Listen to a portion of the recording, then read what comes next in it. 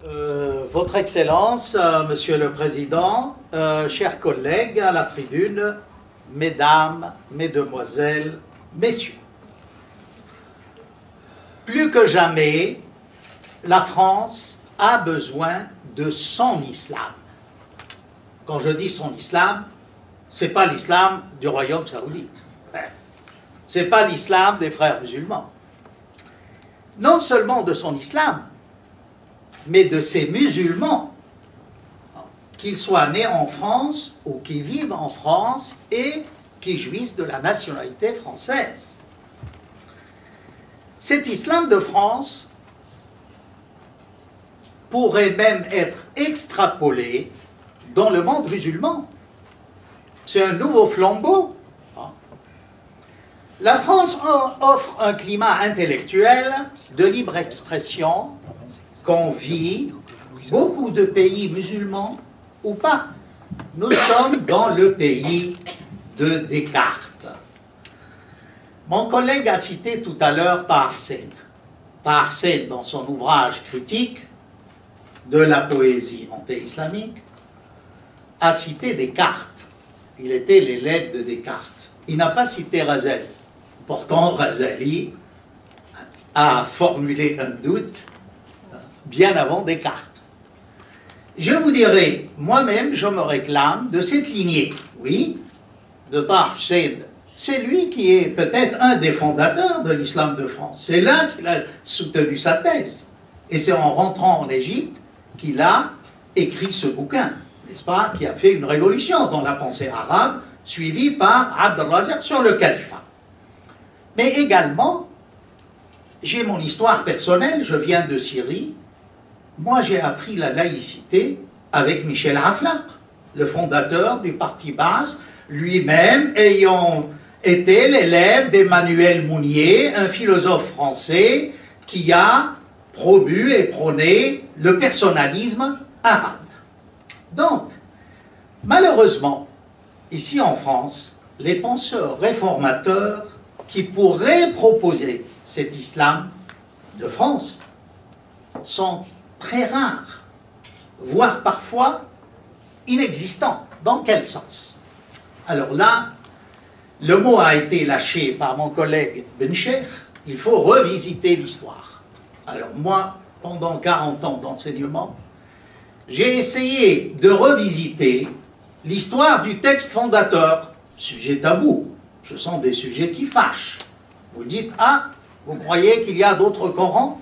On verra. Donc, il faut, dans ce nouvel islam français, poser les véritables problèmes qui peuvent nous amener à une réforme en profondeur et qui puisse aider la France et les autres musulmans, comme je l'ai dit. Donc, ce n'est pas simplement, si vous voulez, par nécessité théologique ou dilettantisme intellectuel.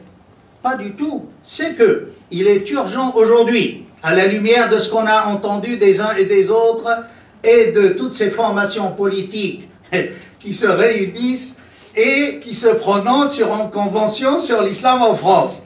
Enfin, vraiment, on ne croit pas ses oreilles. Bon, donc, il est urgent aujourd'hui, vu la tension sociale qui ne cesse de monter, de revoir notre approche institutionnelle ou pas du fait musulman de France. Ça me fait penser à M. Harkoun, avec qui j'ai eu le plaisir d'enseigner à Paris 3 dans le temps. J'étais encore jeune assistant quand lui rayonnait de mille feux de réformisme.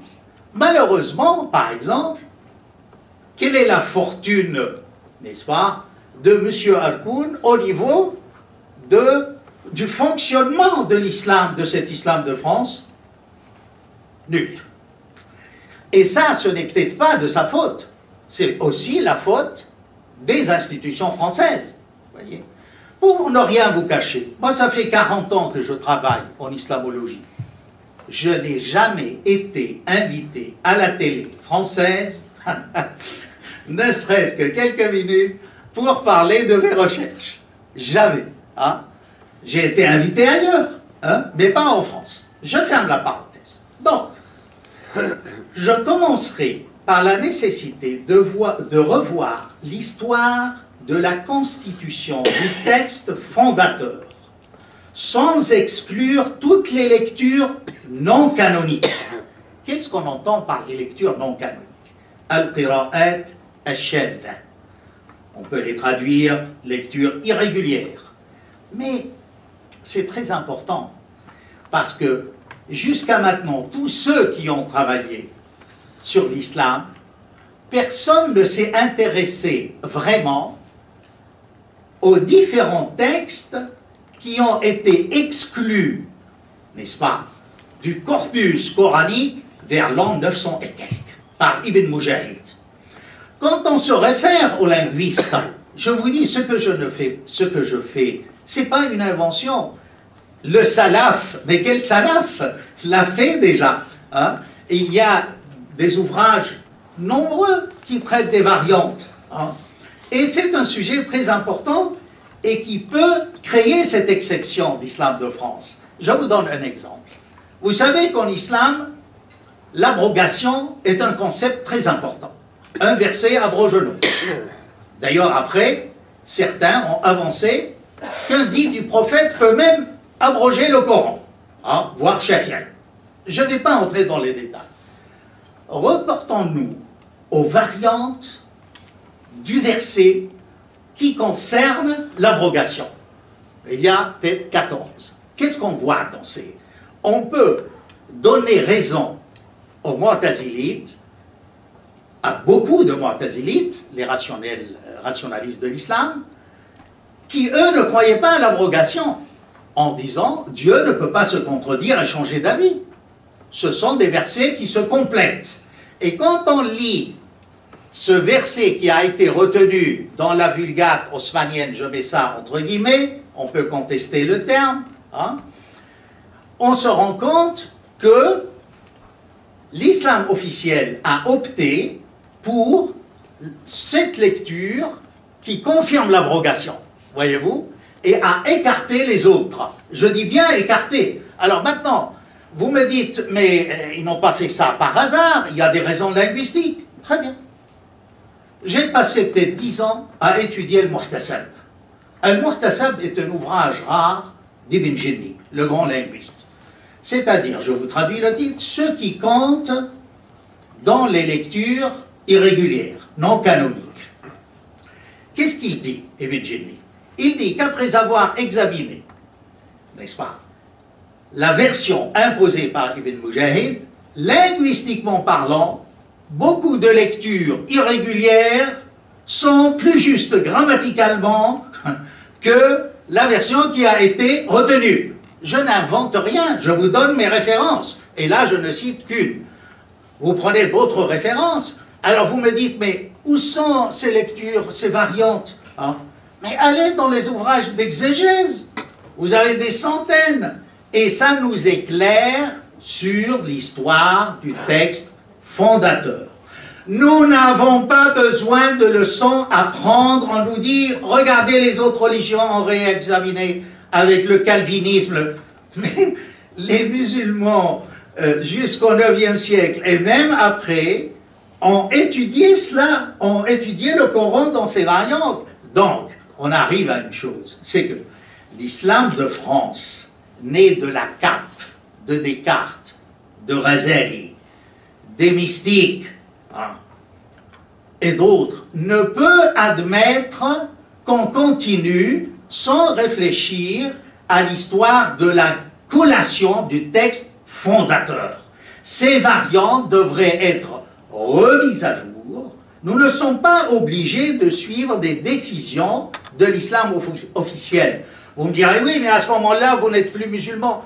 Mais qui c'est qui peut dire, tu es musulman, tu n'es pas musulman? Enfin, qu'est-ce que c'est que cette histoire? Ou parfois on te dit, mais es-tu musulman? Mais ça ne te regarde pas, hein? C'est une histoire entre Dieu et moi. Enfin, qu'est-ce que c'est que cette histoire? Ou il faut être musulman pour parler de l'islam. Mais c'est quoi ça? L'islam est un héritage humain, hein? Et il concerne tous les gens qui s'intéressent à cet héritage humain. Je viens par exemple, le second point, parce que je n'ai pas annoncé mon plan, je ne veux pas trop m'attarder sur l'histoire du texte sacré. Je vous conseille de voir l'ouvrage avec un pseudonyme, M. Luxembourg, qui lui croit, par exemple, que le Coran aurait pu être écrit en caractère syriaque, et si on se réfère au caractère syriaque, on comprendrait mieux des problèmes posés par l'exégèse, où c'était sans issue. Moi, je n'ai pas pratiqué la même voie. Je ne suis pas spécialiste de syriaque. Mais, je vous donne un petit exemple. Lui, il croit que les houris du paradis, ce n'est pas des vierges immortelles et éternelles, c'est du raisin blanc.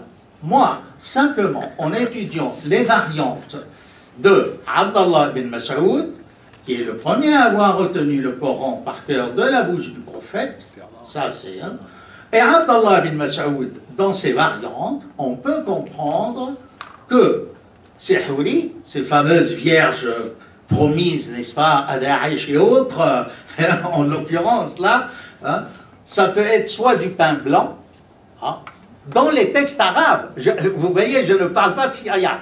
Donc, si on se réfère à un linguiste qui est Antoine Meillet, qui n'est plus de mode, mais qui est intéressant, on a des évolutions parallèles dans un point crucial, problématique, mais non identique.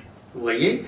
Donc, chaque fois qu'on a dans le texte fondateur plusieurs variantes, il faudra les examiner et voir les évolutions parallèles et non identiques. Le principe est linguistique et je l'adopte.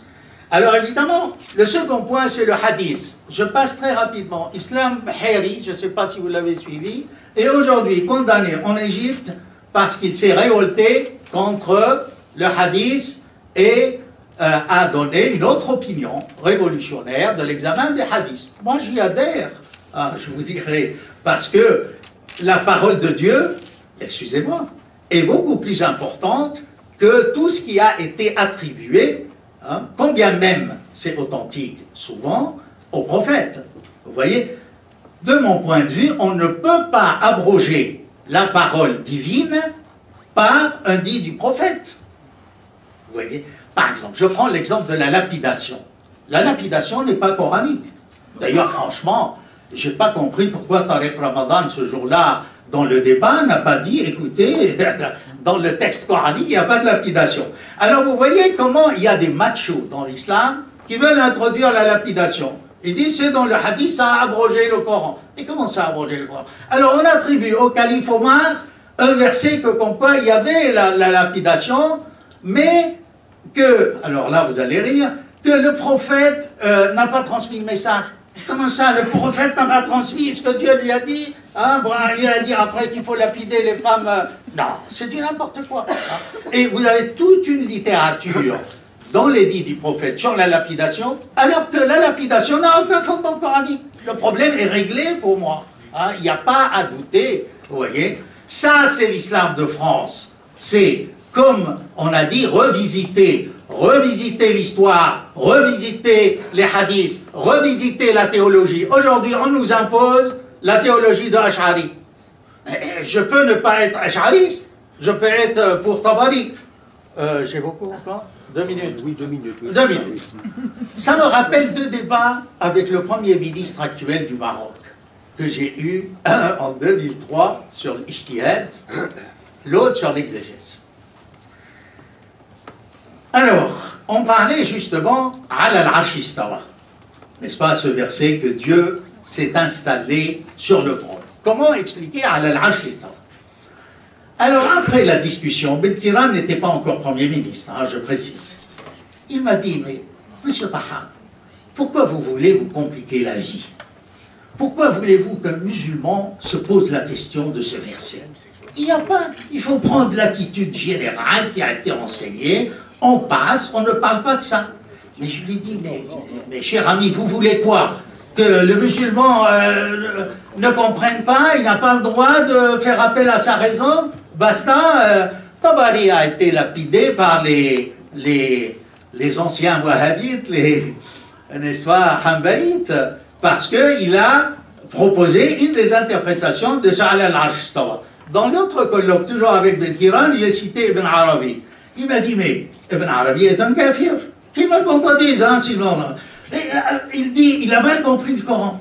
Vous voyez, on est toujours là. On n'admet pas la pluralité dans l'exégèse. Alors, comment voulez-vous qu'on admette déjà que le texte fondateur ait été pluriel et que l'islam officiel lui a donné cette forme? Et je vous dirai, je vous promets prochainement, maintenant que je suis à la retraite, un ouvrage sur le Coran du berger, la marque est déposée du titre, c'est-à-dire le Coran d'Abdallah bin Mas'ud et toute la problématique, n'est-ce pas, de ce Coran qui n'a jamais été livré au calife Othman et qui n'a pas été brûlé et qui a été détruit par les Omeyyades, et même tous les lecteurs de ce Coran ou du codex de Ali ont été passés au fil de l'épée. Je crois à l'islam de France, islam au pluriel, deux réformes au pluriel. Merci. Bravo.